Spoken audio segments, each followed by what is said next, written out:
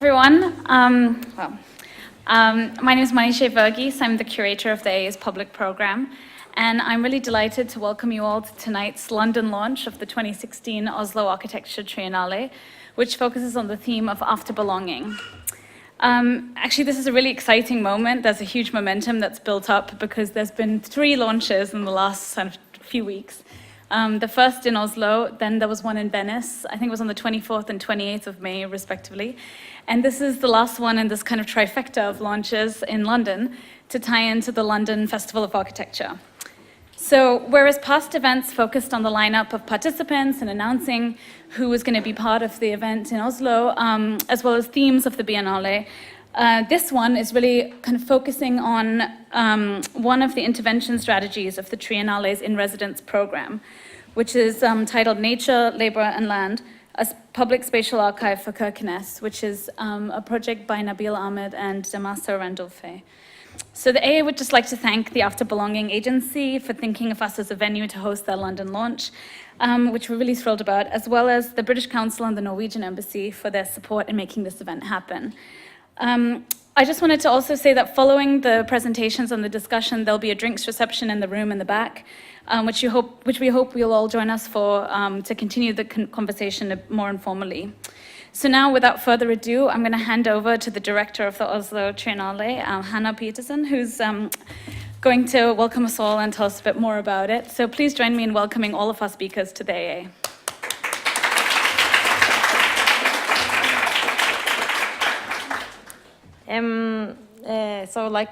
Hello everyone, thank you for coming. So like Manish said, this is the third and last event in our launching our official program for the Oslo Architecture Triennale 2016, a Triennale in residence, on residence, and the ways we stay in transit. So a few words about the Oslo Architecture Triennale. We like to see ourselves as a knowledge-driven Triennale. We aim to continuously produce content and knowledge which has relevance also beyond the Triennale itself. So we don't want to just create a big party every third year, but we want to work continuously with producing content that can bring our profession forward. So we work with a diverse formats and media, so with exhibitions, conferences, competitions, debates, discussions. We seek to challenge the field of architecture. We want to engage our public and hopefully inspire both local, Nordic and international debates concerning architecture and urbanism. And the program that we're launching with these 3 events is a result of a 2-year research work that has been conducted by our curatorial team, a group of 5 amazing Spanish architects, curators, and scholars, 2 of them here today with us.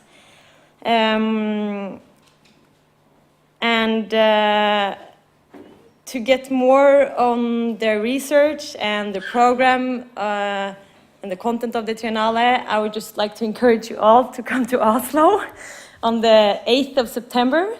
That's when we launch the Triennale. There will be a great and large program going from the 8th to the 11th to celebrate the opening. So I hope I see many of you there. And before I hand over to Marina and Lluís, I would just like to also say a few thank yous, starting with the AA, the British Council, the Norwegian Embassy, and of course London Festival of Architecture, who has included us in their program. AA, we're very grateful that we can collaborate with you. It means a lot to the Triennale to have this relationship. And also like a special thanks to the Norwegian Embassy, because without you and Siri, all the work you did, we wouldn't be here today. And also of course, our members. The Triennale is a member institution constituted of 6 main members and 7 associated members. They provide very important support, but also produces content for the Triennale. And last but not least, our financial partners, that without them we wouldn't be here. So with no further ado, Marina and Lluís, please.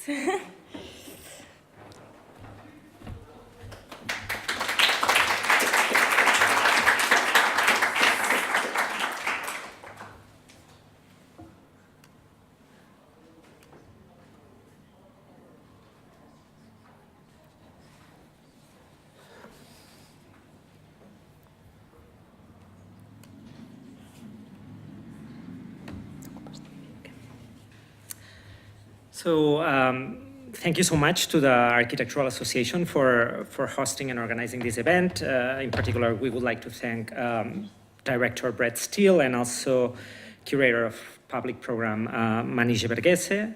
Thanks also to Eva Vincent and Siri Aronsen from the Norwegian Embassy, to the Director Patricia Brown of the London Festival of Architecture, and of course to the Triennale Director Hannah Pettersson and Program Manager Alexandra Cruz.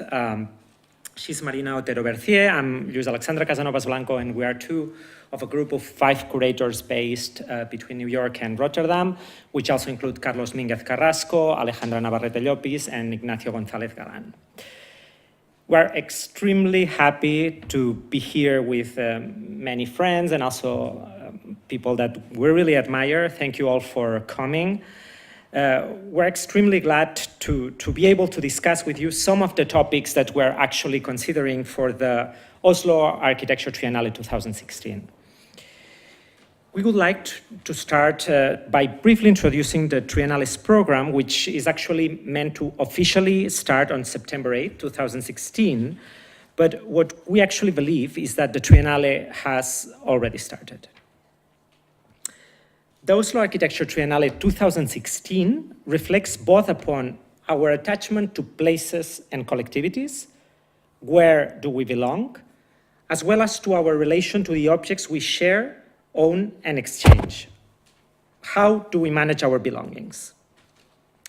Being at home has different definitions nowadays, both within domestic settings and in the spaces defined by national boundaries.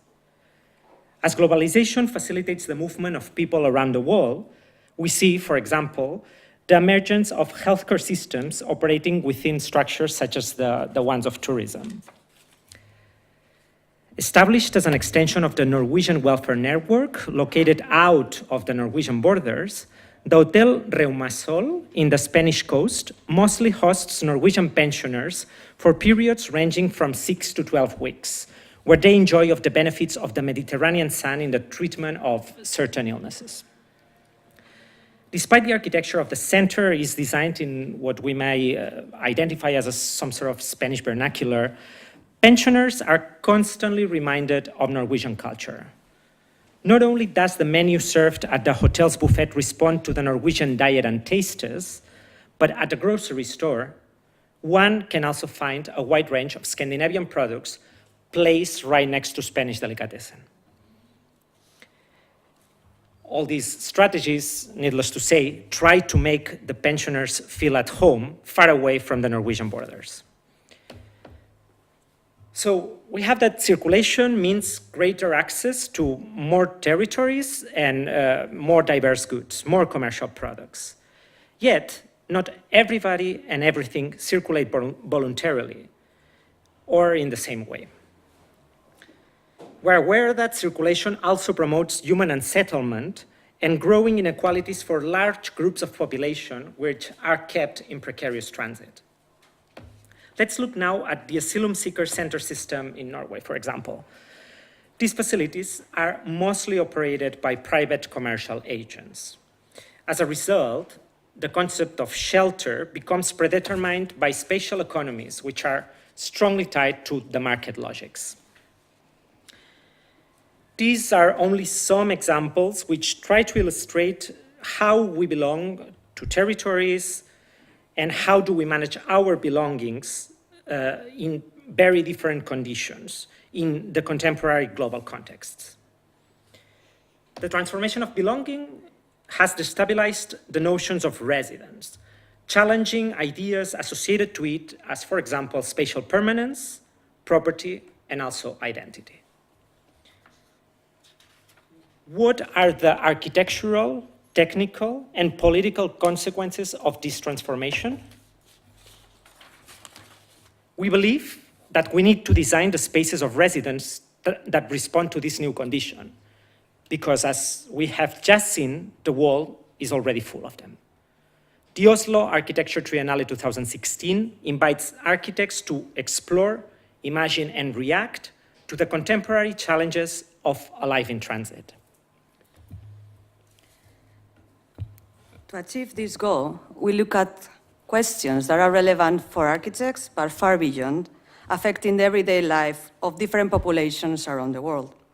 We are referring to transformations that we experience in everyday spaces, calling attention, for example, to the ways in which airports can seemingly control and generate human behavior and interactions, but also forms of oppression derived from the use of new technologies.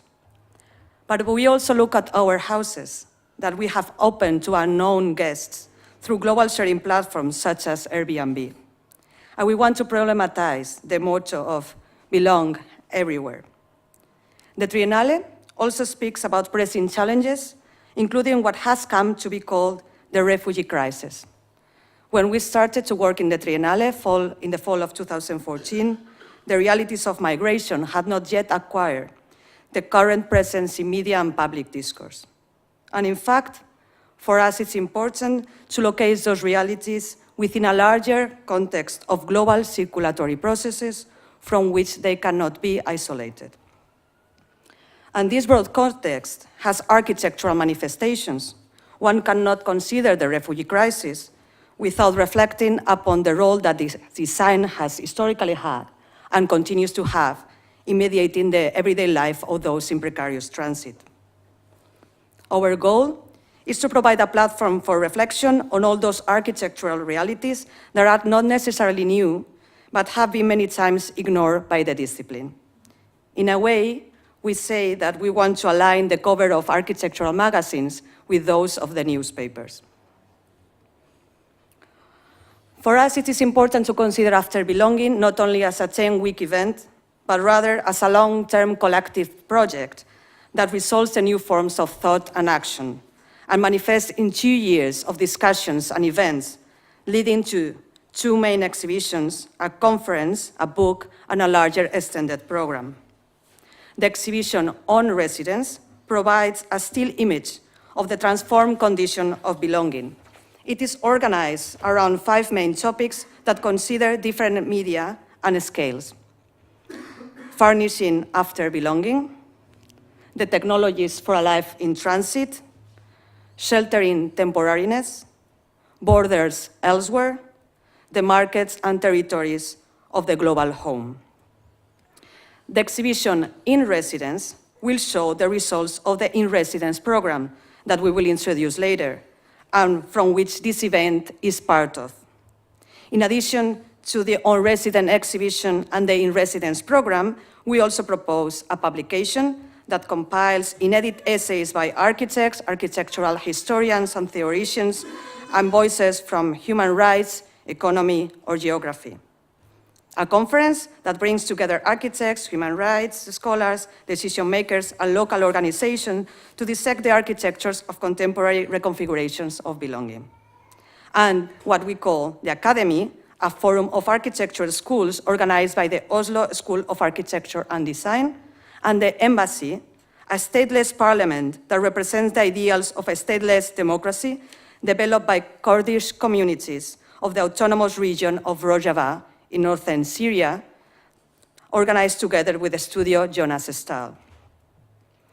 Reflecting on these topics was not enough for us. That's why we also propose a program In Residence that is a speculative platform conceived around 10 case studies, 5 sites in the Nordic region and 5 around the world, open for documentary speculations and for site-specific interventions. With the program In Residence, the Triennale aims to operate internationally and to reach to larger geographies and concerns.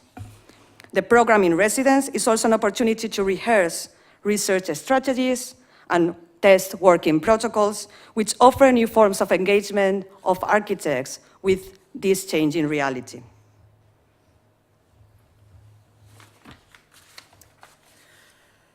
As we actually did in previous events, we have conceived this sort of launch as an open session to actually generate and discuss new content connected to the Triennale, as well as to engage different audiences.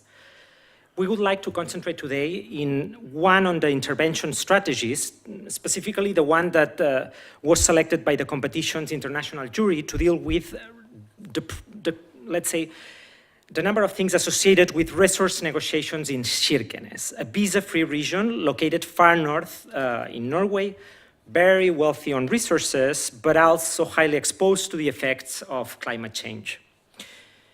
Nature Labor Land, a public spatial archive for Kirkenes, is a project authored by Nabil Ahmed and Damaso Randulfe, which aims to develop an archive compiling forms of ownership, sovereignty, and also agency in search for new architectural practices which deal with human rights, but also opening up the possibility of a transnational eco-political citizenship. We are very grateful to Nabil and Damaso for presenting their project today and for moderating the event, the discussion that will follow. And when I introduce you, Nabil is an artist, writer, and researcher. Recently, he participated in the Cuenca Biennial and the Anthropocene project at the HKV. He holds a PhD from the Center of Research Architecture at Goldsmiths, and he teaches at the CAS Faculty of Art, Architecture, and Design. Damaso is trained as an architect and architectural historian. His current work includes the forthcoming publication Mapping Affinities, and he also teaches at the CAS Faculty of Art, Architecture, and Design. And now we give the floor to Damaso and Nabil. Thank you.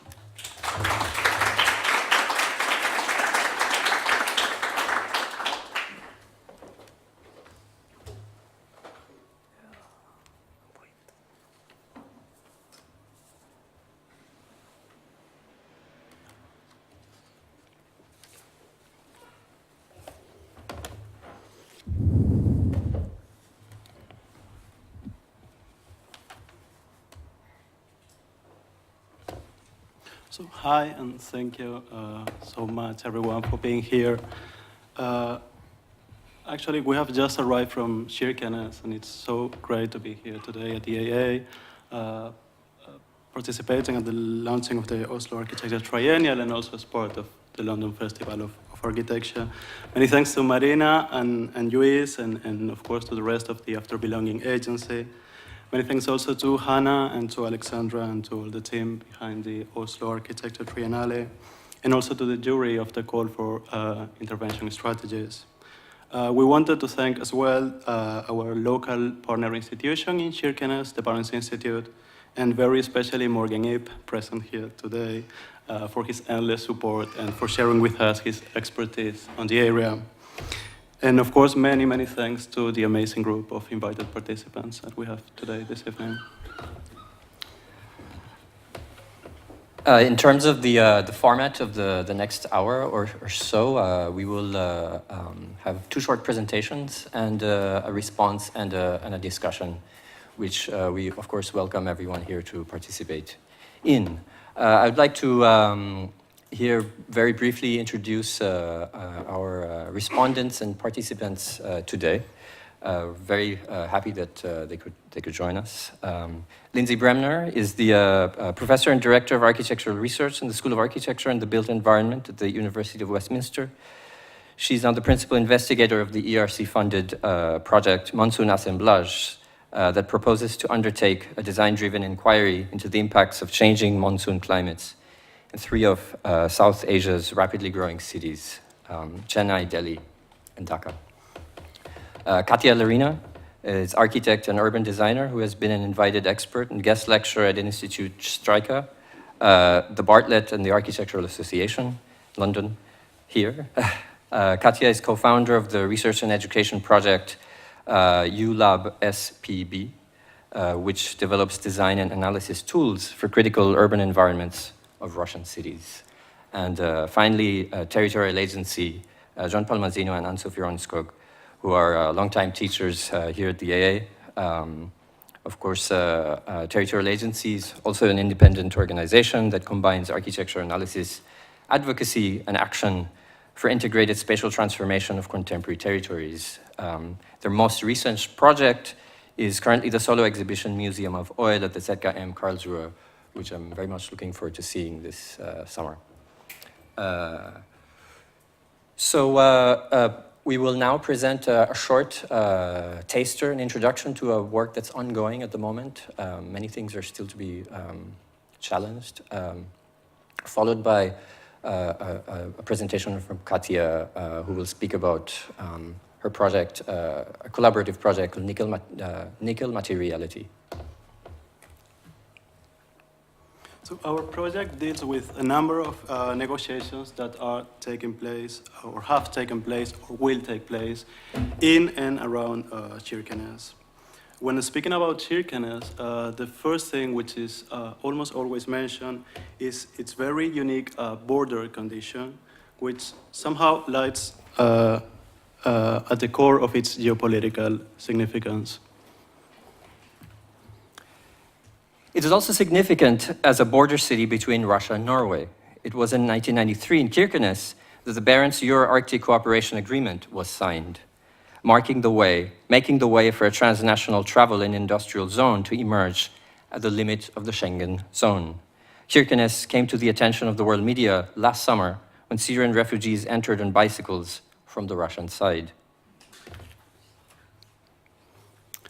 Due to being an area which is very rich in natural resources, the disputes over the region extend from land into the sea.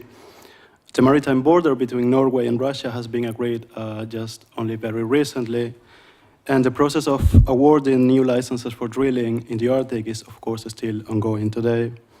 In addition, the melting of the Arctic ice fosters the use of shipping routes from east to west, the so-called Northeast Passage, which is expected to turn the port of Kirkenes into a strategic node in the circulation of oil, of transnational workers, of gas, of tourists, and minerals, among others.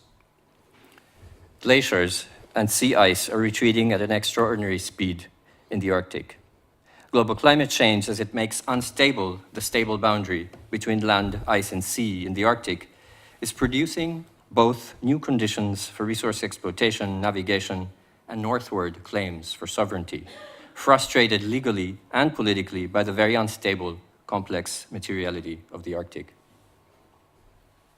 And if the Arctic ice is unstable, so are labor conditions and labor rights in the area. And it is not only transnational labor that is at stake in Kirkenes, but there is also a key local story here. Kirkenes was born as a mining town, and there is also a long history of organized labor in the area. There is both a mine and a mining union which form a sort of ecology that has been decisive in the shaping of the town. Since we started working on the area, the mine shut down and reopened 2 times due to global low iron ore prices. And at the same time that the mine closed, so did the union. So, well, now the mine has just reopened, but when it was the shutdown, both the mine and the union were dormant, so waiting for better times to come. The Sami, traditionally reindeer-herding peoples, offers an alternative Arctic imaginary as a global commons. Reindeers refuse fixed places, clear lines, and proper names. So do the Sami nation, which predates and indeed crosses state borders of Norway, Finland, Sweden, and northwest Russia, refusing notions of, again, a fixed sovereignty. Our project seeks to articulate responses to questions of Arctic governance by bringing nature, labor, and indigenous land together. We aim to think the challenges and the potentials of the dialectic conflict that emerges when intersecting environmental, workers, and indigenous rights, and to produce a synthesis out of these frictions, a sort of decentralized synthesis, which, as for now, we phrase as the potential of non-state actors managing to negotiate successfully with the state and in intergovernmental forums. So towards this, the project is producing or working on a public spatial archive, along with a number of producing alternative forms of meetings and governance based around a kind of synthesis of nature, labor, land. So we're quite interested in the kind of protocols, the common languages that are already sort of taking place, and a kind of ecology of these institutions that are sort of operating in the Barents region across the border with also with Russia, but also within the Finnmark, northern Norway area. The spatial archive that we are producing and that we are articulating through a series of actions and forums is constructed with a multiplicity of what we have been calling cases. These cases take varied forms, and they refer to different places and different temporalities. They have to do with the past, but also with ongoing and future issues, from legal claims over land rights to future scenarios of climate change, organized labor, and Sami autonomy. And the idea is that together, one in relation to each other, they transcend their particular significance and contribute as a whole to the understanding of a complex entanglement of Arctic stories. So in that sense, where this open archive is as it's interested in sort of legal cases, it also is interested in sort of mappings, drawings, but also data and stories from the local context, and so there's a kind of transversal sort of moment that we want to produce over the next over the time of the project. An example of one of we want to then here we want to just briefly, given the brevity of the presentation, we want to just very quickly tell you about a couple of the cases that we're sort of working on. One of these cases is what was called the Alta conflict. It was a conflict around the construction of a dam in the Alta River in northern Norway. It was in the mid-1960s, 70s, in the moment in which, for the first time, environmentalists and Sami activists came together for the first time. The Sami presented the damming of the Alta River as a violation of their land rights and their autonomy, and by doing so, they were able to position their demands on the media and on the political agenda in Oslo. Their strategy turned out to be very successful, although the dam was eventually built. As a direct consequence of this conflict, a Sami parliament was built in Norway. And it's just as one additional point to that, is in fact the Sami parliament, you know, the sort of negotiation tactics that sort of produced this parliament, the very kind of negotiators would go on to then take up the rights of indigenous people on much more of a at the forums such as the UN from Norway, which I think is a really important contribution to ongoing struggles. Again, very briefly, another project or case that we're looking at is the kind of the geological imaginary, or the relationship between the Bjørnvatn mine in Kirkenes and the nickel mine on the Russian side, and sort of looking at the kind of construction of cross-border pollution and collaborations that are taking place. And here, of course, is where Katia will tell us more, because she's working on this project, Nickel Materiality, with dark ecology. So I will leave that to her to tell you more about that. We've been, so for the project, thanks to the support of the Triennial, we've been conducting a number of field trips to Kirkenes and to Finnmark region in northern Norway. This has been an amazing sort of journey, which is still ongoing, which is it consists of course, first of all, making new friends and looking at sort of various sort of infrastructure from ports to mines, and etc. Legal institutions, talking and meeting with environmental indigenous activist groups, mining unions, but also various sort of mapping and drawings that we're sort of still working on. So more on this. If you come to Oslo, you will see much more of that. So we use this sort of militant fieldwork to organize last week a public meeting in Kirkenes, sort of a temporary parliament in which the cases could be discussed. We provided material and spatial evidence for these cases, and we assembled in a sort of radical planning meeting. We invited people from across the border. We had environmental activists from Russia, Friends of the Earth Murmansk, indigenous politicians from both the Sami parliament in Norway and the sort of alternative parliament in the Kola Peninsula in Russia, and also union leaders, both local and from other parts of North Norway. We have the leader of the Dog Workers Union from Tromsø, who are now on a 3-year strike, and he was able to meet with the leaders of the local mining union to discuss one of our cases around the future of the port in Kirkenes. That is, if the port is going to expand, how will this new transnational workforce organize? How the union of the future will look like, and how does it need to be planned? Now, the making of this archive is ongoing, and we're working together with a number of correspondents on site to unfold this constellation of cases and to produce the spatial evidence that will allow us to present them in the next iterations of the project. For the show in Oslo in September, we're producing a section of the archive cutting across these 3 topics to, again, try to disrupt disciplinary borders and allow for a transversal discussion on alternative forms of governance from Kirkenes for the Arctic. Nature, labor, land seek solidarity for a post-Cartesian world of after-belonging, which could be more accurately stated as after-nature, with the capital N, where humanity and nature was tactically separated.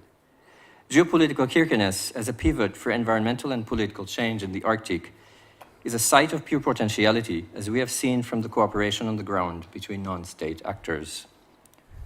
At the peripheries of sovereign power, yet overflowing the space of the sovereign, we seek to understand the challenges and potentials of joining nature's rights, indigenous peoples' and workers' rights, on the question of collective Arctic governance, towards the making of a new ecology of institutions. Thank you.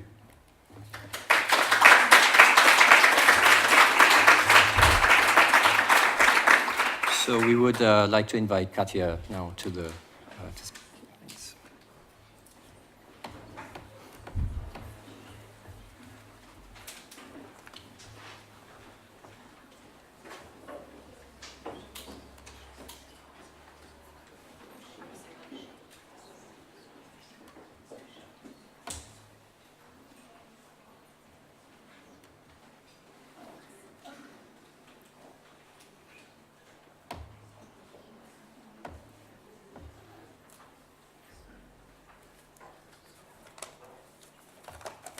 Well, thank you very much, Organised, for this fantastic opportunity to present the work which we did together with Tatiana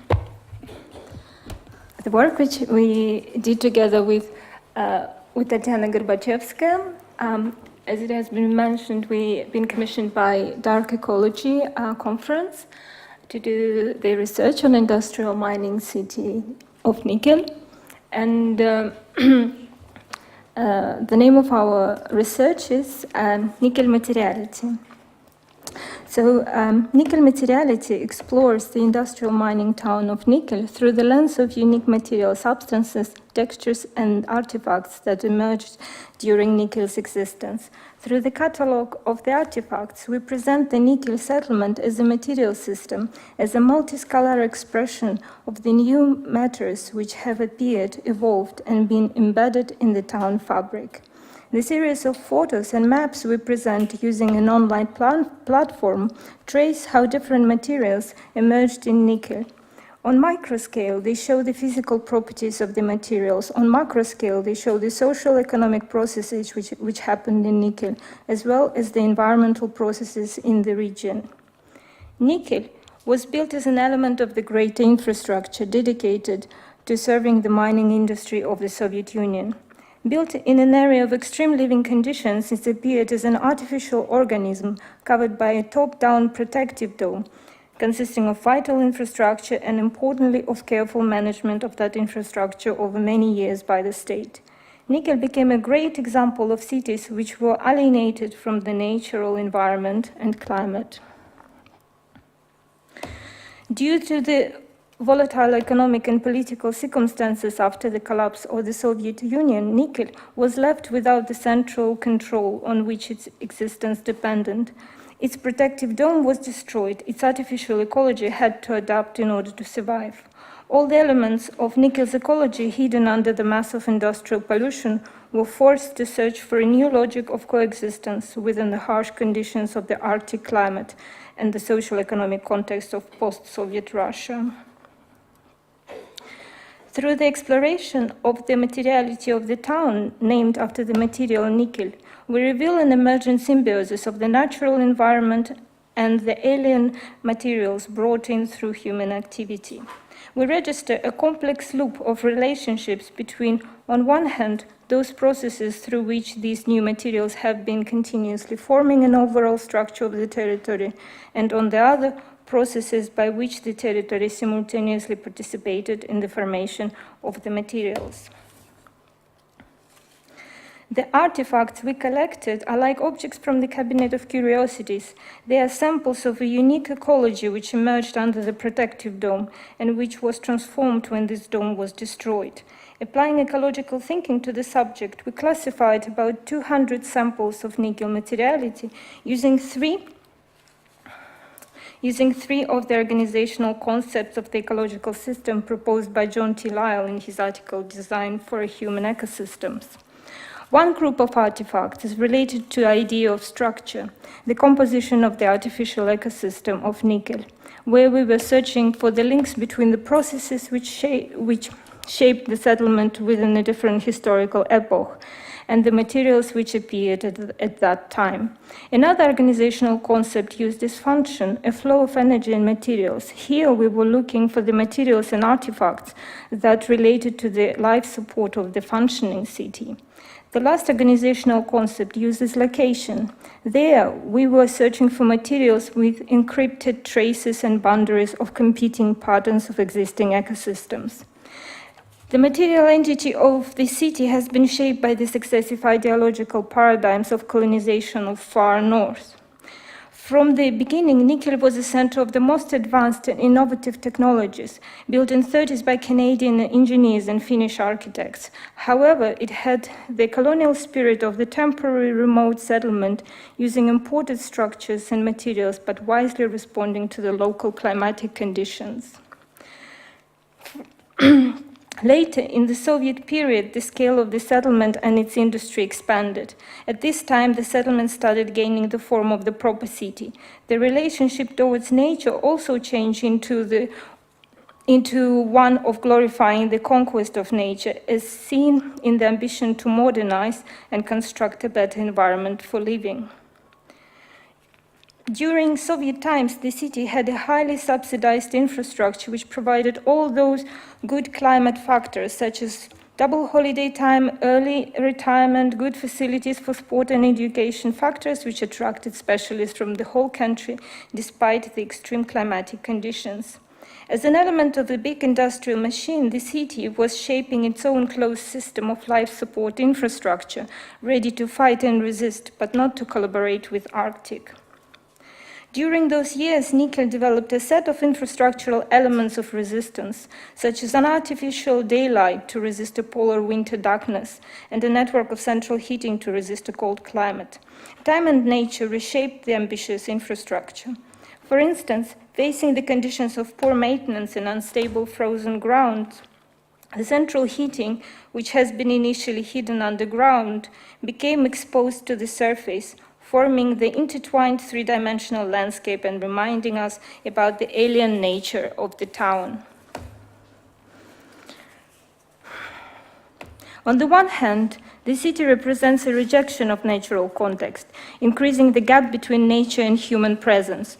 On the other hand, all the components of nickel's materiality are now seamlessly embedded into the natural environment, shaping a post-human ecology of the region. One such component, a byproduct of the process of smelting nickel ore, is black copper nickel dust, the slag, which forms black dunes and which spreads over the vast territory, contaminating local ecology. Dispersed by the prevailing winds towards the settlement, the sharp black crystals of the slag cuts into the surfaces of the town, accumulating in cracks between materials and penetrating through the surfaces. In the Soviet period, the government required the use of local materials for construction, and slag became one of the local materials. The city became an experimental plant for testing a variety of applications of this industrial substance, without a clear understanding of danger of this toxic dust can cause. Slag has been widely used as a material for public spaces and housing. For instance, this is an example where slag contacted the mortar in the wall structure and over time revealed new properties. The slag had acquired incredible strength, so the building could not be demolished. Here is an example of concrete panels where phyllite, another byproduct of the smelting, has been used. Later, this material caused unexpected chemical reaction and the panels started bursting from inside. The result is an unusual facade pattern in the city where the walls are partially rebuilt with bricks or have cracks filled with brick bands.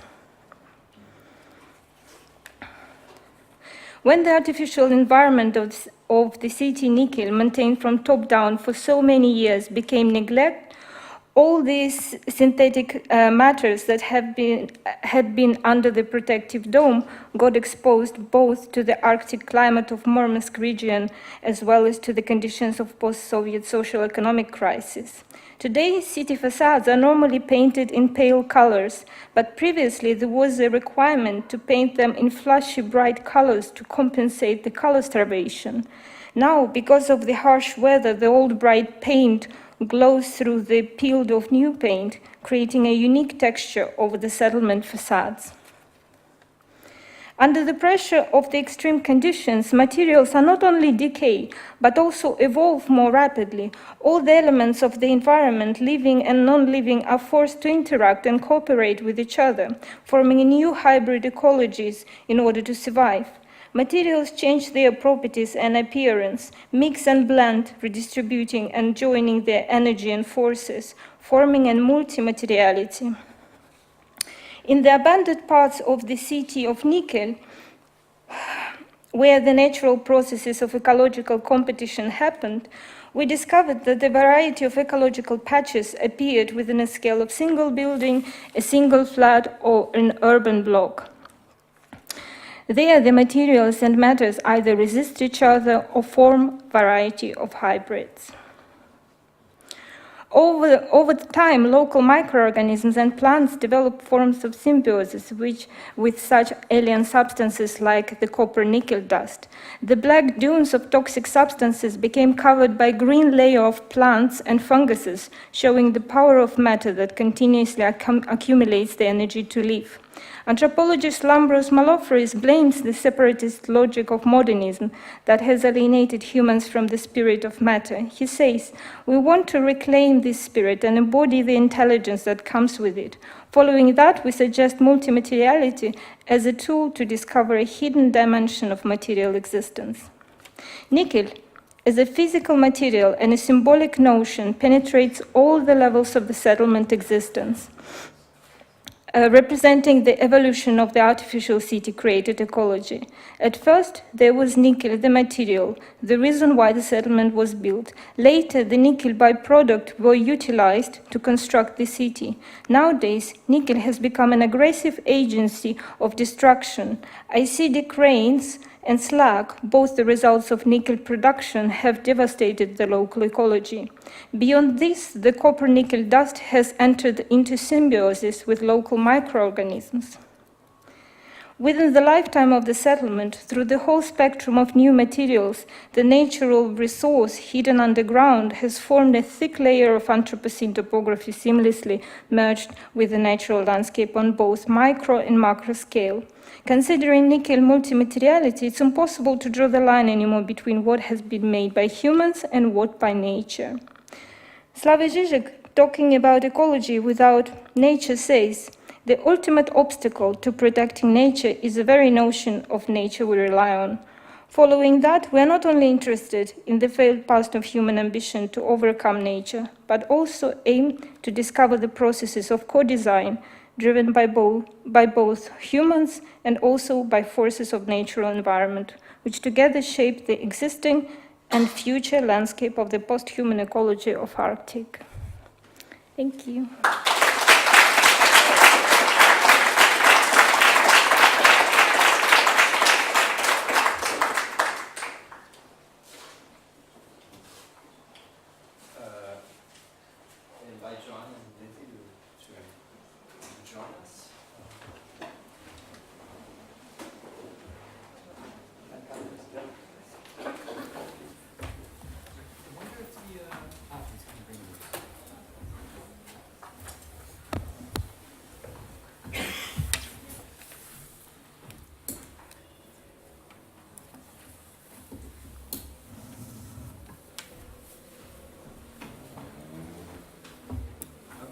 Wondering how we're doing with time.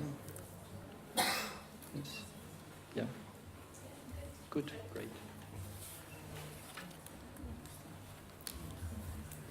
They should change the... Shall I start? Fantastic presentations, and I think that maybe my role will be to ask the question that you don't want to hear, and how this pertains architecture. And I will immediately give the answer, because so that we get that out of the room and get on with the discussion that needs to be had. It pertains architecture for two reasons. All of the things that you've shown us. I think in your beautiful presentation on materiality, and also in the outlining of the complex conditions that you're facing in the northern coast of Europe, is designed. There's not one single element that you have discussed that is not part of a design process. Even when you think that you're stepping out into nature, you're just stepping into another interior space that we designate as such. So that is out of the way. And so I have a few questions that I'd like to lay out and maybe to open the discussion. And the first one regards the current forms of design of this particular part of the coast of Europe. And that has to do with the making and the unmaking of many borders. And we've seen how, especially in the first presentation, there was a sort of reliance on the fact that a maritime border has been agreed upon, the border has been opened, people cross the border by bicycle, people don't need a visa, and that is, seems to me, the conditions that somehow you want to stress on this situation. This is very interesting, especially in a space like the upper stretches of the Scandinavian and Kola Peninsula of Europe, where somehow the territorialization of borders has become so violent in the 20th century. If we think that all the experiments of the 20th century of somehow inhabiting the Fennoscandian plateau, the very geological basis that you are describing so clearly, have one after the other ruled complete violence, starting from, of course, the Bolshevik Revolution at the margin of the Fennoscandian plateau, all the way to contemporary forms of contestation and disruption. And along the way, Kirkenes has been traversed and crossed by multiple forces, and many have resisted those crossing, but also many have crossed Kirkenes. So my question is, how do you conceptualize the contemporary designing of borders vis-a-vis this long set of failures of the 20th century of fixing borders? And it's a question to both of you and the three of you, but it immediately follows up for me with a second question, and that is, once we understand that architecture is the making of borders and so on, how do we then go about thinking of the overall theme of the wonderful design of this event, of the design of the Architecture Triennale, and that is how to think of inhabitation without containment, to be in transit in Nickel, in the Kola Peninsula, and in Kirkenes in general. Maybe Katja wants to start.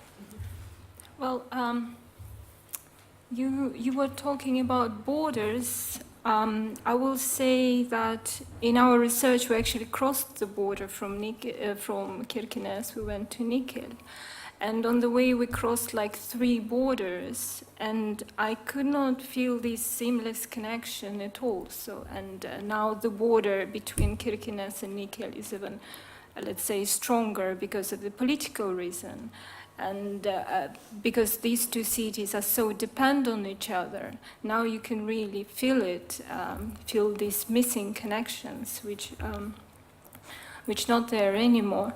I'm absolutely agree with your idea, that, with your thought that we are designing borders, and yes, we are designing borders, and in the way we not suggesting stop designing, because that's, if you want to survive there, if you want to stay there, that's continuous process, but we're probably suggesting slightly different way of design these borders and kind of be more less arrogant and learn from the experience of Nickel. We had this quite a tough moment. We had to present our presentation to the local citizens, because when you present this research for architects or artists, Europeans, let's say, or even Russians who never been there, who never lived, who are kind of detached from this place, it's completely different feeling. But when you have to present these in front of people who live there, that's a completely, well, I was really scared from the response. Apparently, we had a really nice response, and a local said that, oh, we were very glad that you found our materiality so unique, and they were very grateful. But I think with this kind of research, it's not the instrument, let's say, to solve their problems and redesign what failed before. But I would say that's probably a lesson for us as designers, to learn to find new ways of designing new things. Because, for instance, I don't feel any difference between, let's say, Soviet projects of these industrial cities and, smart cities in desert we're building now. In this sense, like how we rely on infrastructure, how we depend on that. So it's kind of the same thing, and we don't listen and don't look into that. So, yeah, that's probably... Just sort of 2 points to add, perhaps. First of all, it's really great to hear such a sort of specific sort of perspective from Nickel, like going down to the very material. I mean, but I think in terms of let's say how we sort of conceive the project. I mean, for example, if you look at the relationship between the melting of the ice, I mean, that I think is, nevertheless, there's a border condition taking place, but it's where, it's in fact the ice that's sort of producing that condition, which we see that the states, as they the Arctic states, as they try to sort of practice this sovereignty, nevertheless have to deal with a very unstable sort of condition. But here at the same time, I think, let's say, where we come in is perhaps to think about, let's say, to look at very local cooperations that are taking place. This is something that emerged very much when we were there, where we saw that there was much more of a, in some certain extent, maybe the South Norwegians will disagree with me here, but it seems that there was more of a kind of a cooperation across the border between Murmansk and Finnmark than in some cases between the south of Norway and the north of Norway. But finally, I think this opens up the question of, let's say, where we can locate a kind of the rights that are associated with these borders or their making. So in this case, we were less interested in, I suppose, yes, the borders sort of re-emerge, but less interested in, let's say, where the workers of the future might live, but rather how they might organize their rights. And in this sense, it is tricky because in a sense, it's perhaps going back to our brief meeting earlier, when we were saying, well, the future dock workers union, is it how it looks, right? Or is it how the kind of institutions are formed, how the collaboration sort of emerge? It is perhaps this inflection that we hope to kind of to bring to the table. In a way, the very first response to the site was every time we read, and that was a moment in which the refugee crisis was taking place. So Kirkenes was on the news almost every day. And there was this rhetorics, very optimistic rhetorics about this idea of borders opening, of free visa travel for the area, and our first response was sort of thinking about this,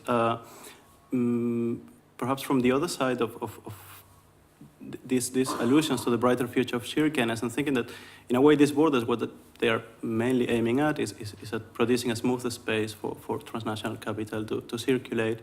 But it's when going there that we see they also produce sort of a smooth ways to sort of allow for this transnational collaboration between non-state actors, which is somehow what we're researching precisely. It's funny that you pointed at this distinction between South and North Norway. The first trip we arrived, and somebody told us, welcome to the third world of Norway. During the second meeting, the mayor of the town told us, welcome to the very geopolitical center of the Arctic. So it's these two visions that are sort of at stake in Kirkenes that in a way we try to sort of develop through this open process of the making of an archive.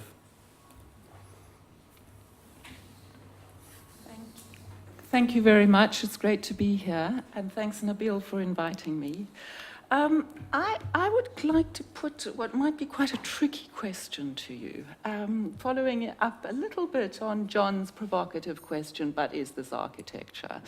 I think I would like to ask you how you see your own agency in this extraordinary, fluid, sort of unstable, new sort of complex system that you are engaging with as researchers.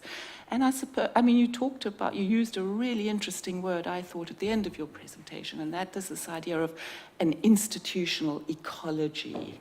That it seems to me to be that that's kind of where you see yourself as catalyzing new kinds of institutional conversations or relationships. But I suppose I really would like to know what you see your role is and what the sort of temporality is that you're dealing with. You know, when you leave, like what gets left behind, or, you know, what actually is your agency? I suppose that's my question. There is a couple of parts to this. First of all, when we entered this Kirkenes, it also is a kind of emerges as a theoretical project. As you know, my work has been dealing for some time now with, let's say, environmental sort of contaminations and their kind of, and the politics surrounding them and so on, which eventually has led to looking at sort of indigenous rights in relationship to those environmental concerns. But it seemed that here presented really an important topical sort of moment to start thinking about, for myself and also for Damaso to think about labor and how often the right, while there's a much more closer sort of collaboration between sort of environmental actors, agents, and land and indigenous sort of rights agents, the question of labor is sort of often sort of left out, or often sort of seen on the other side of the negotiating table, and it was to sort of see how this is sort of materializes in this new in Kirkenes. So this has been one of the sort of points where I see this to develop a set of ideas around. But of course, this is a question that we've been thinking about quite a lot, and very pragmatically speaking, we are buying a 3-year website domain. So after that, we'll have to find some funding to continue that work. So already there's a plan after the funding of this triennial, or the sort of the season of this triennial ends, and it's I suppose I'm quite inspired by my friend Shubhankar Banerjee, who is an Arctic photographer, activist, who has produced an amazing book called Arctic Voices, which is a big inspiration, where the point was to really in this volume to get people to tell their own stories. So I suppose at another level, the aim of the kind of research is to facilitate this process. And finally, to sort of think about the question of this institutional ecology.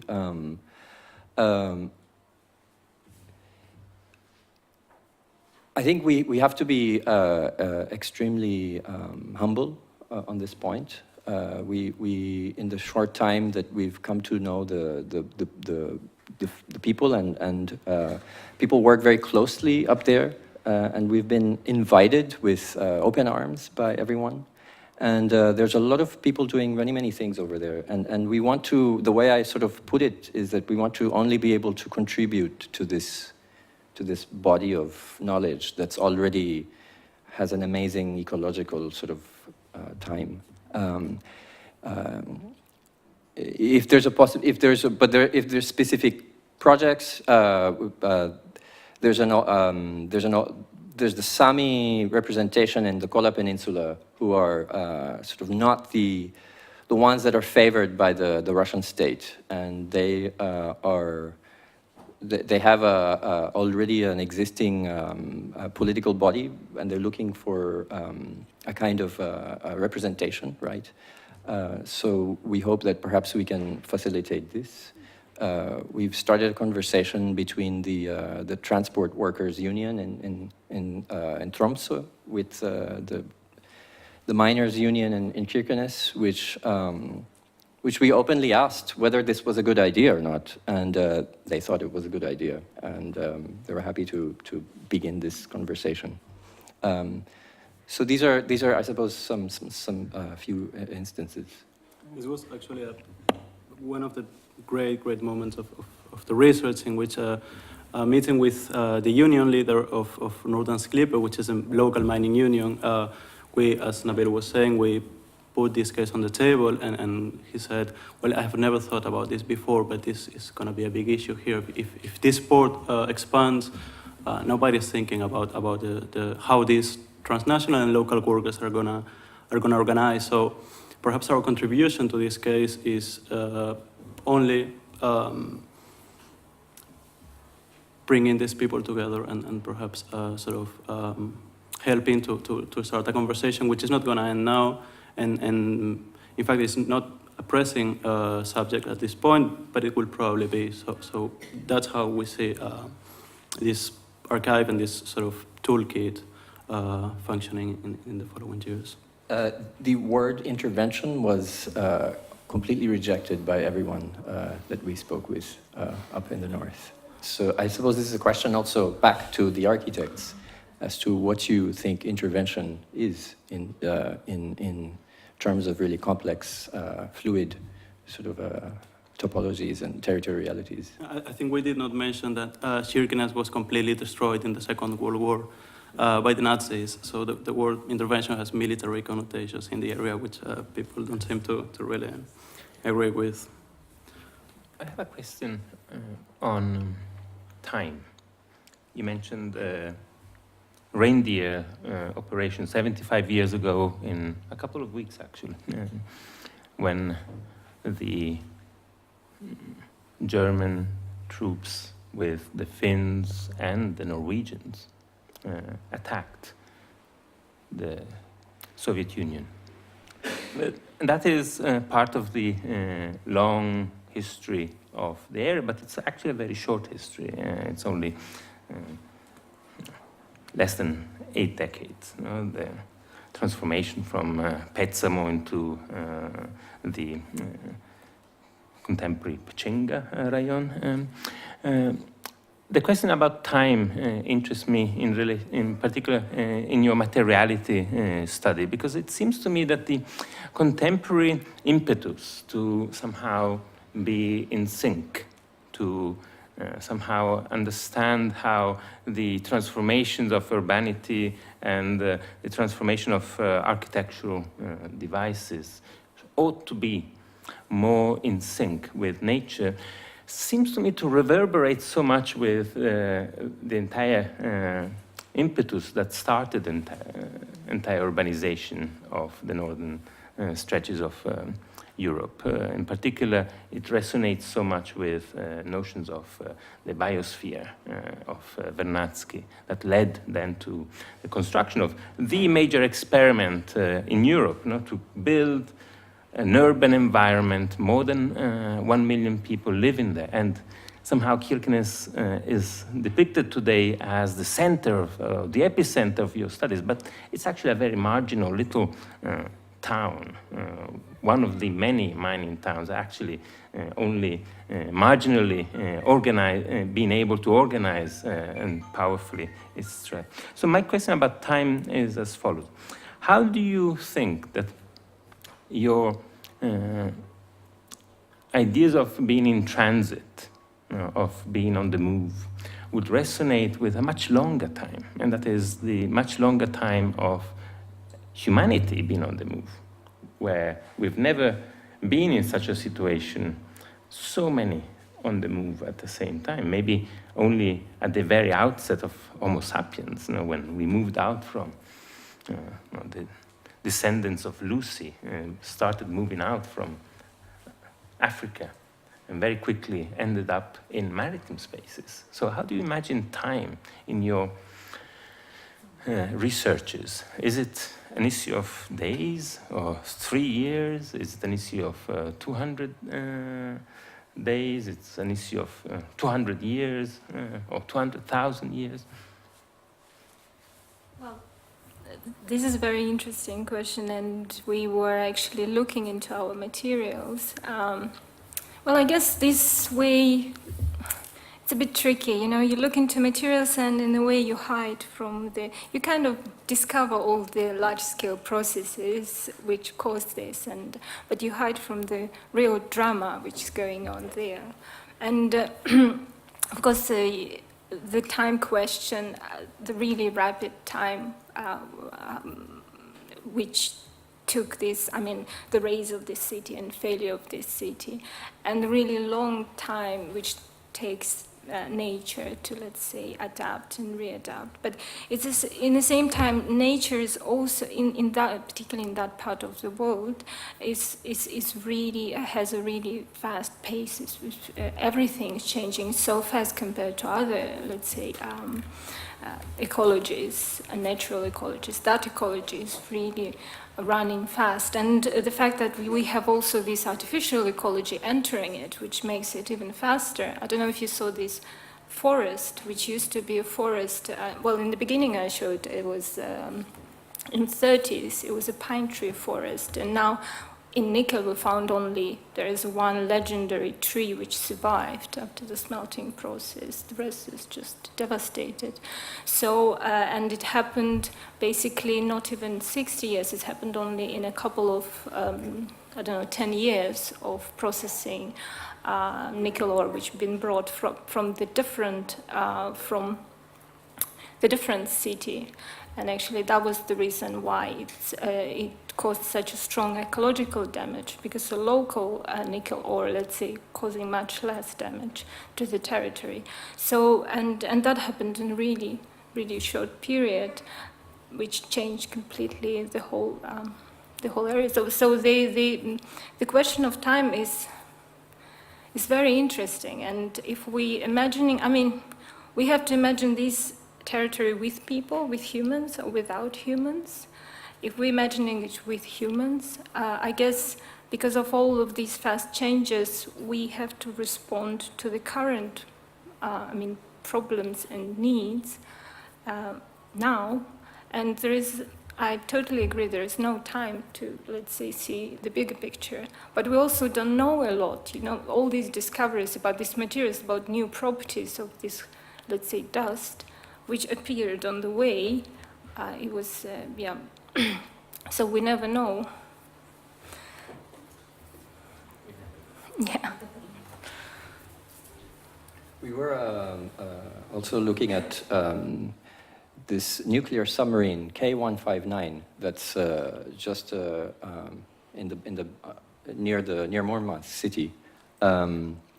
Still, we know less about this, but I was quite fascinated with this idea that in a sense the nuclear submarine in the Barents Sea is a kind of Soviet time, is a kind of nuclear time that continues, that in fact it's there, and that time did not really shift to a kind of post-Soviet kind of temporality, right? Because but somehow that is nevertheless connects to a much longer time scale, which is a kind of the half-life and the nuclear time of the reactor.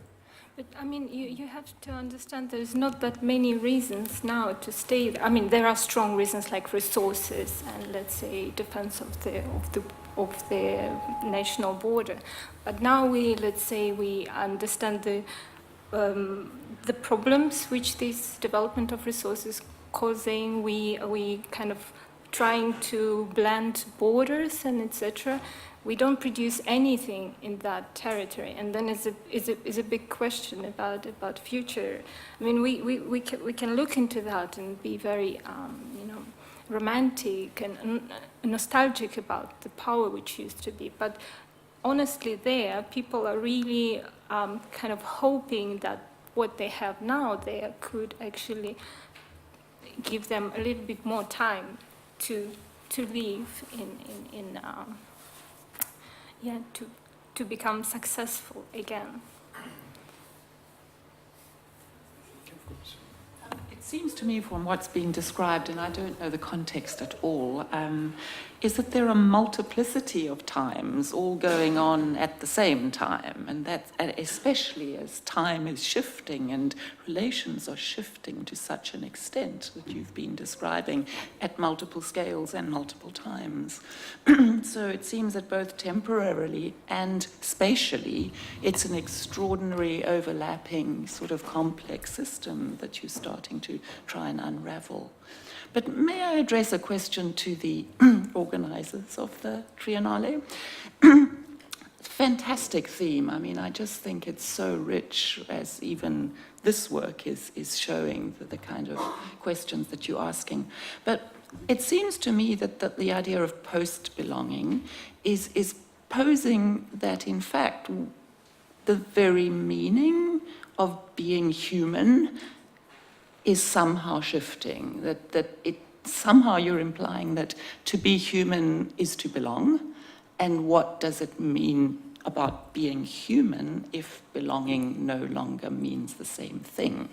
And I don't know if that's kind of behind what you are thinking. I mean, it's an ontological question. Is the very meaning of being human changing in the kinds of environments that, for instance, Nabil is working in?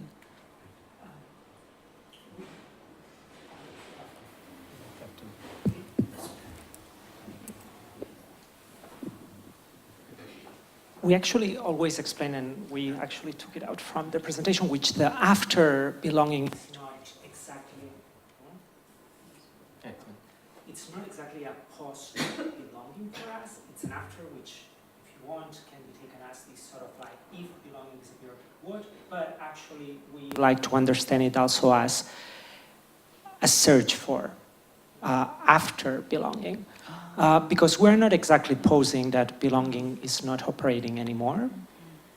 That could be one of the contentions, and we are open to discuss it within the context of the Triennale. But what we understand is that traditional forms of belonging, such as very conventionally could be understood as the family or the nation state or religion, are no longer operative or are not anymore using the same mechanisms that they used to utilize.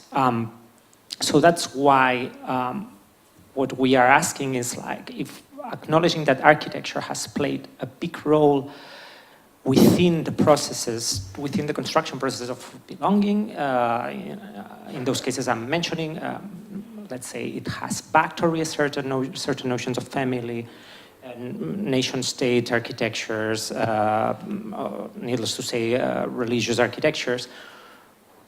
How is architecture playing a role in new forms of belonging which are operating nowadays, and which might include very different, let's say, forms of organization, but also family constituencies, not anymore nation-states, but other forms of regional aggregation, all sorts of like digital communities.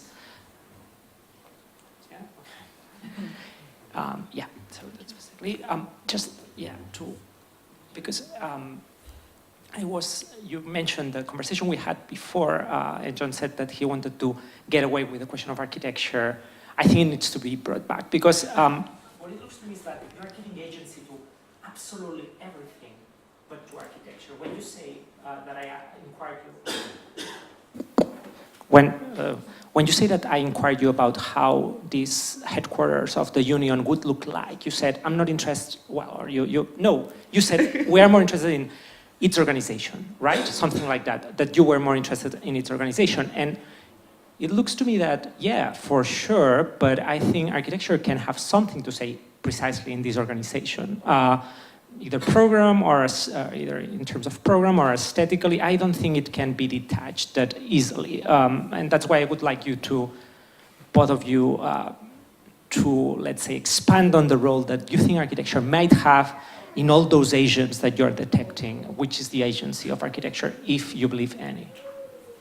Well, I think it's really fantastic that you point this second meaning of the title of the Triennial, after belonging, looking after belonging.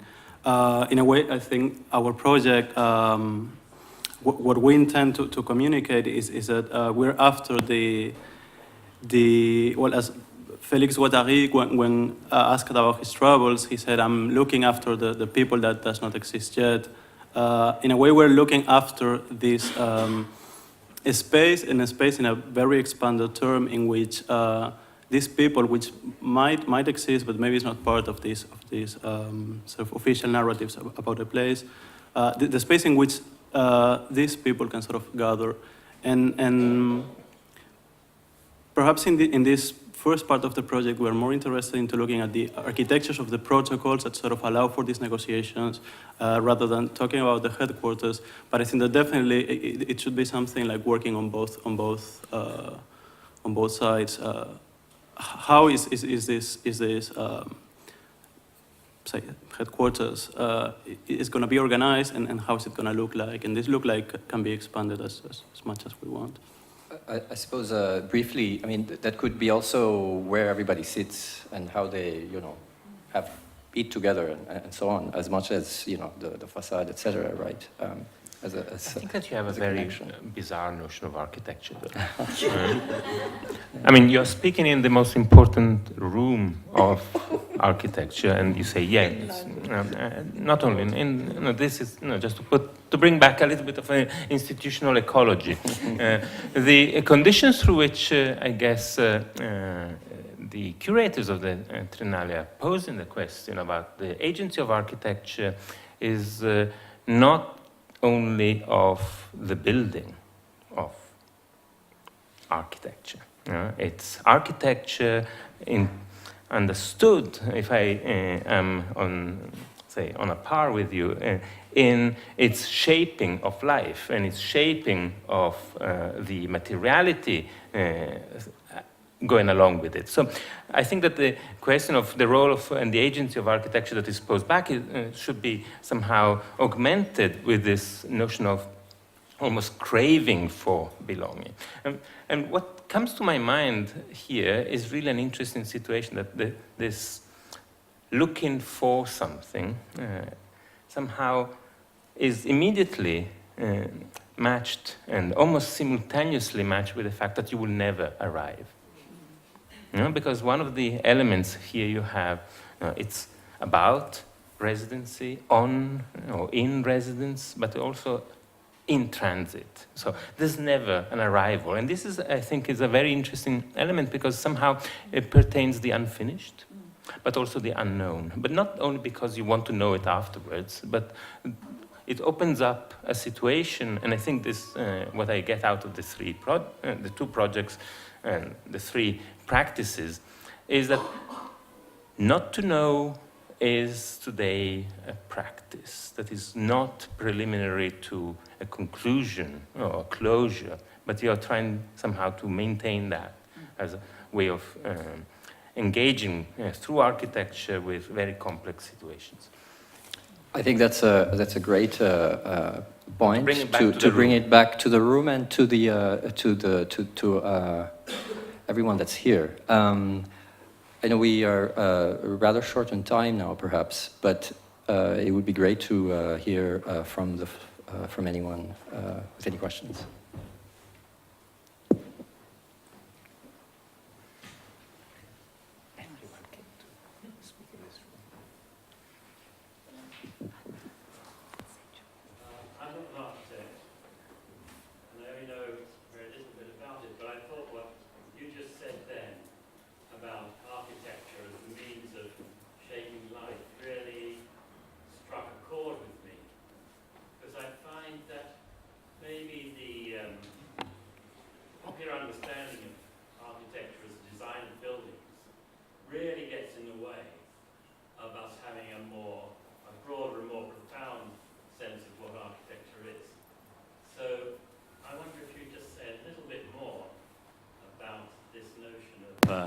how architecture might shape life. Is it to me? Yeah.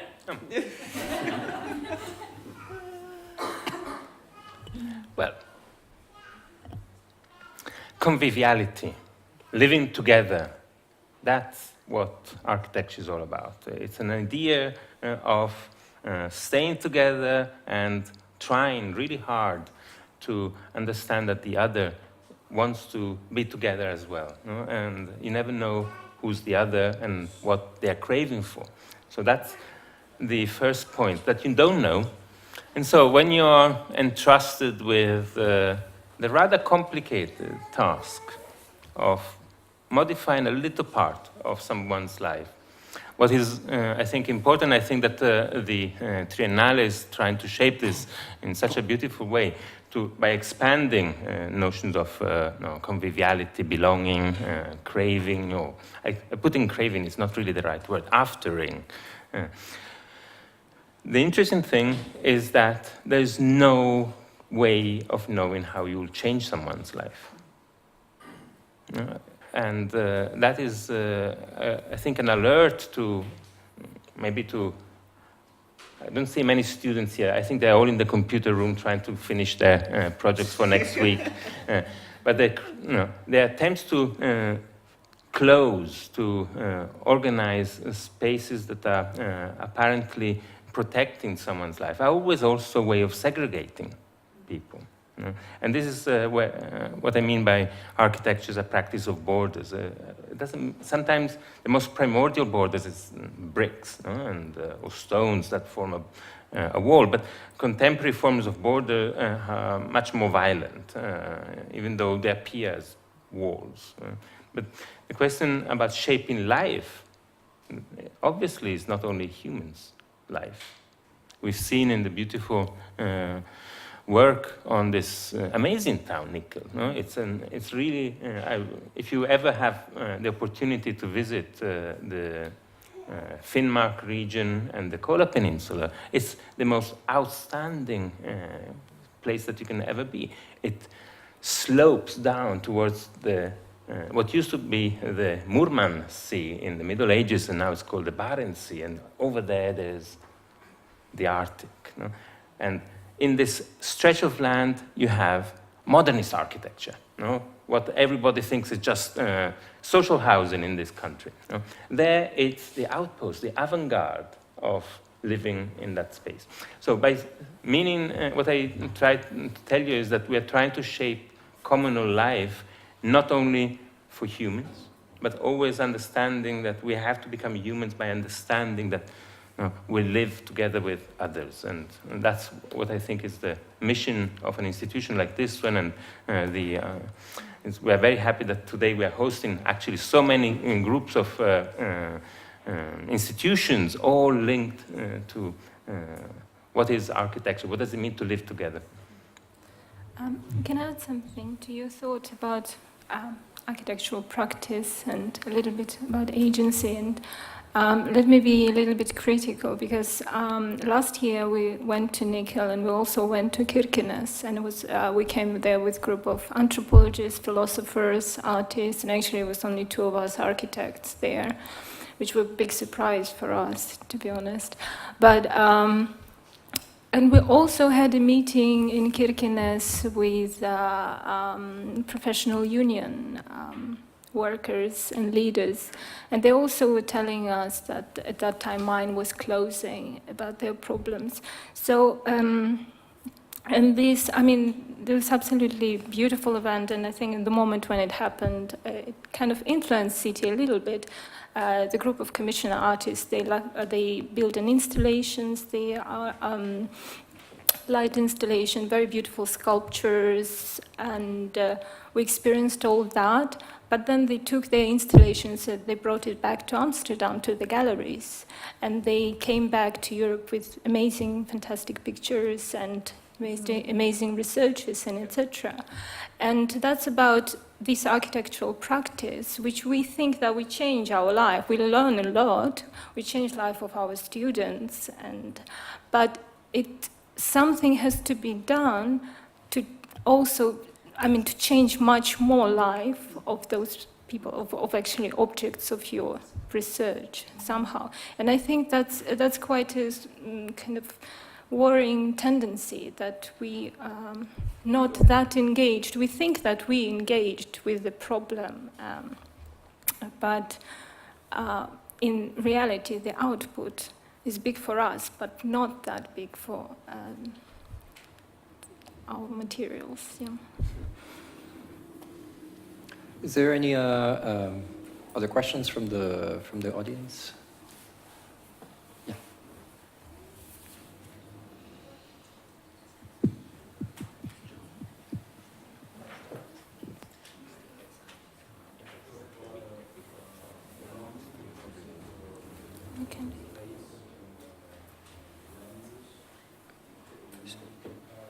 Sorry, we can't hear you yet. No.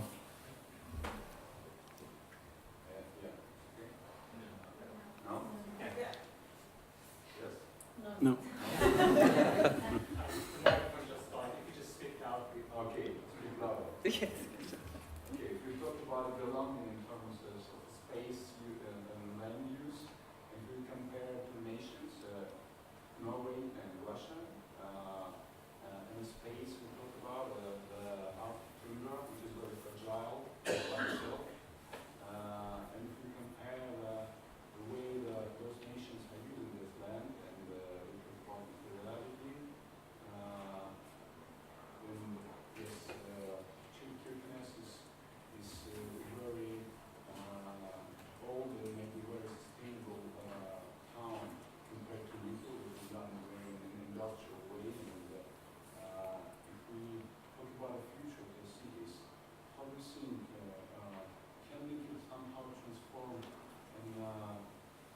into space where the materiality and the land use will go down in a sustainable way? The same population living there, or it should become, or the density and the whole population should become much less dense to somehow deal with the fragile nature there. Can we somehow sustain and operate those dense cities in the Russian north in very fragile to the landscape? We need to somehow change the way we deal with the nature, to change the materials we use, change the construction methods we use. Well, it's a little bit what I said. There is, especially for nickel, as an industrial city, which actually appeared there because of, let's say, top-down idea. And it's actually need to be a strong reason to maintain this city, because right now officially this city is dying, because it's even admitted in master plan, which is very unusual that actually city authorities admit the fact that city is shrinking. And it's used to be 15,000, now it's going to be 10,000 people, and that's incredible speed of actually losing a population. But at the same time, you have Norilsk, another city, industrial city, also in Arctic, but not close to Kirkenes. And to be, let's be realistic, the GDP from nickel industry is like 2% of the whole GDP of Russia. So we cannot stop this process. At the same time, nickel is actually decaying and disappearing because of their local nickel is, the local mine is going to be developed very soon. So actually they're running out of reason being there. So, it is a very big question, shall they keep this city or not? One fact which struck me a lot is that legally it's allowed to work in this smelting industry only for 15 years. I mean, the life expectancy in the city is 55 years, used to be 45. Now they're proud that it's bigger, but it's still really low. So it's allowed to work there only for 15 years. So after 15 years, this factory cannot hire you back. So it means that, I'm in architecture like for 12 years already, some relatively young person, and I was asking locals what people do when they stop working, and the answer was very, impressive. They said they do nothing. Women do nothing, men drinking. So it's a huge social catastrophe, as well as ecological. And you have to be realistic about it and kind of understand that not that many things we can actually do and change. Could I maybe add that the very notions that are played out against places like nickel, sustainability, ecology, are coming from the projects that set up nickel. No? As I reminded, no, we have to really understand that this is the most important project of the 20th century to organize intellectual life, scientific life, industrial life in this harsh environment. The very notion of ecology comes from this project, the notion of biosphere, the notion of sustainability that is now thrown against these places are all originating within this. So I think that we should be alert in simply dismissing one area for the other. I think that one should really recognize the enormous efforts. We're talking about a population that is 98% urban. That means 98% of the population of the region lives in these concrete houses, has an urban life.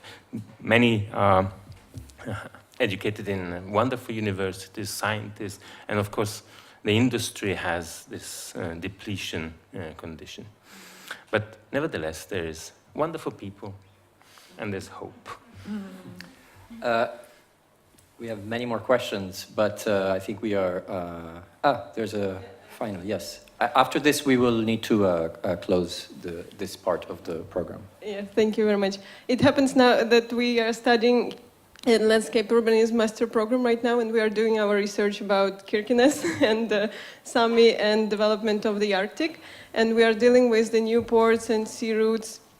So it was super cool that we have this conversation today and to listen all your opinions. And I wanted to ask about your opinion about the development of the Arctic, because we are talking, last 5 minutes we were talking about how to deal with these cities, how to make them better, how to develop them better, but we are questioning the whole notion on the development.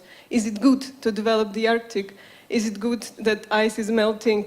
Is it good that the climate is changing? And the answer is no. yeah, it's not the best question to. Yeah, it's. I need to reformulate it somehow. It's not about the goodness, but about like this process is going anyway. And can I immediately intervene? I know that I'm stepping into their project.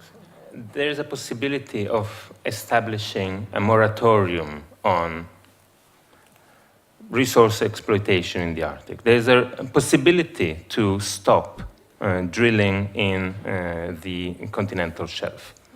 There is a possibility to alert ourselves to the fact that we're destroying the Arctic. And who is against this possibility? Globalization and urbanization. No, it's not globalization. It's very simple, very clear. Nation states who have embedded interests in maintaining this, and they're all facing the Arctic. Yes. Starting from the United States, Canada, Norway, Russia. Sweden doesn't face the Arctic. Denmark. And so this is the situation. Every single possible agent who could start a moratorium has enormous exposure to this, and this is a situation that we all have to face. Now, who's to blame? No one is to blame.